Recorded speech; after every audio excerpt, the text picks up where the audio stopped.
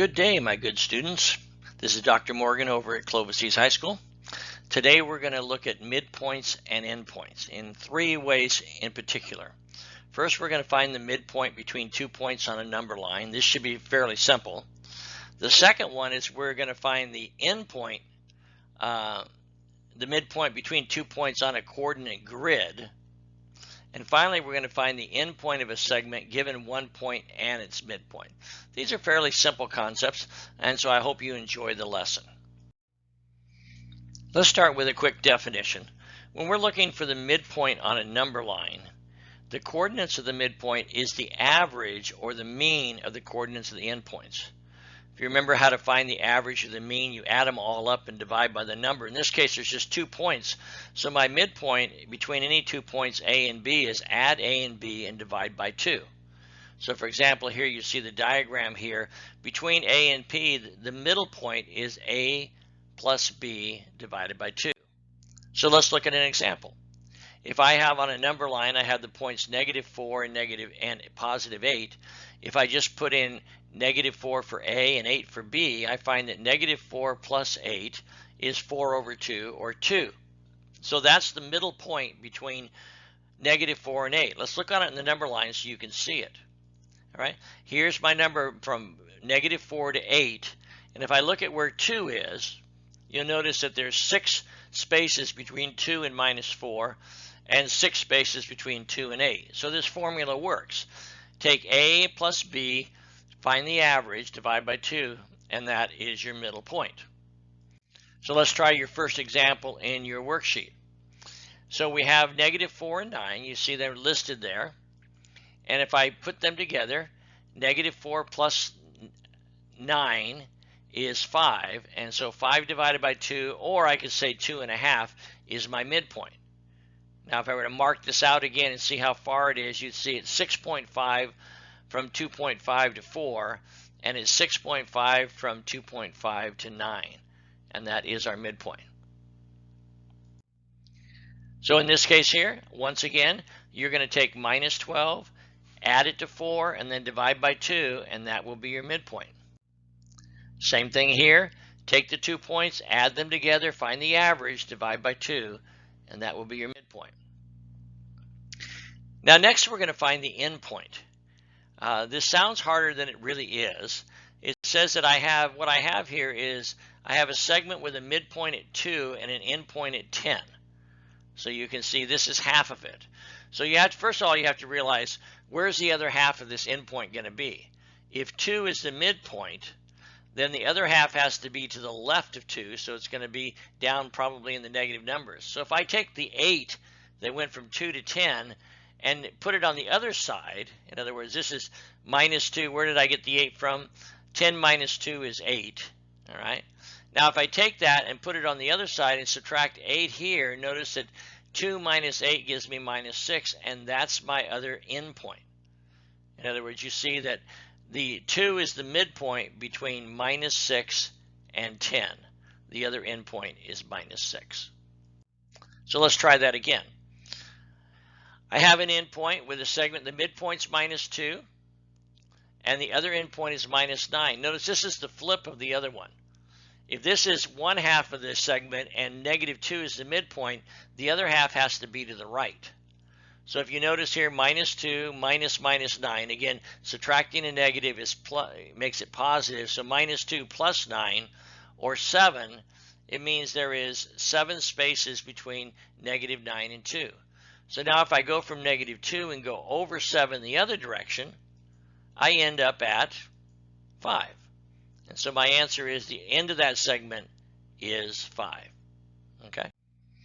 In this problem, you may want to draw yourself a number line like the one you see on the screen there, and then mark it so that you see your endpoints. One endpoint is 8 and the midpoint is 3. Now if you think about that, that means 3 is to the left of the endpoint, which means the other endpoint is going to be on the other side, and it's going to be pointing down to 2, 1, 0, even into the negative numbers.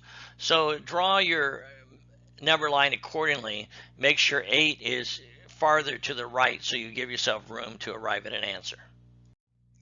This one is like 5, meaning that the endpoint is 5 and the midpoint is -3. So the 5 is going to be all the way to the right, the midpoint -3, and then you're going to have to go to the other side of -3 lower on the negative numbers to find your endpoint. Notice on this problem that the midpoint 4 is actually greater than the endpoint -11. So -11 is going to be all the way to the left side. 4 will be your midpoint, and your other endpoint will be greater than 4. We want to complete this lesson by learning how to find the midpoint of a line on a coordinate grid. The interesting thing is this is just like finding the midpoint of a line in the number line. It's just that we kind of do it twice, once for x and once for y. So we say that the coordinates of the midpoint are the average of the x coordinates and the average of the mean of the y coordinates. In other words, if I have a point A is x1, y1, and B is x2, y2, I can say that the midpoint is the point where I take the average of the x points, x1 plus x2 divided by 2, and the average of the y points, y1 plus y2 divided by 2. If you look at the graph to the right, you'll see that by taking the average of the two x's, I find the point right in the middle. And by finding the same thing with the y's, I'm finding the middle of the x's, the middle of the y's, gives me the middle of the line. That's the point I'm looking at. So let's take an example. What's the midpoint of RS, where R is -8, -3, and S is 4, 7? So let me put that on the graph here just so you can see it. In this case, I don't have to see the graph, but I'm looking at it just for illustration purposes.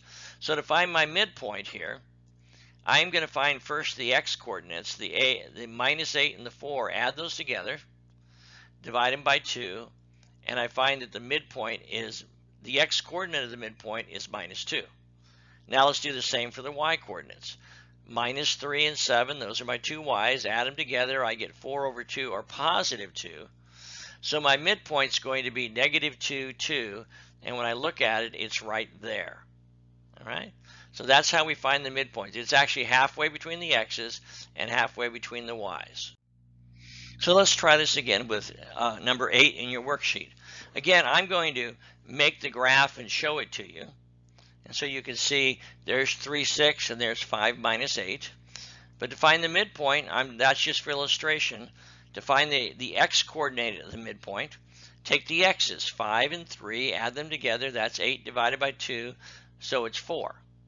Now, if you think about it, if one x is 3 and one x is 5, what's halfway between those two? 4. All right. Now, the y coordinate, same thing. -8 plus 6 is -2 over 2, so that's -1. So my midpoint, you see, is 4 minus 1. Okay.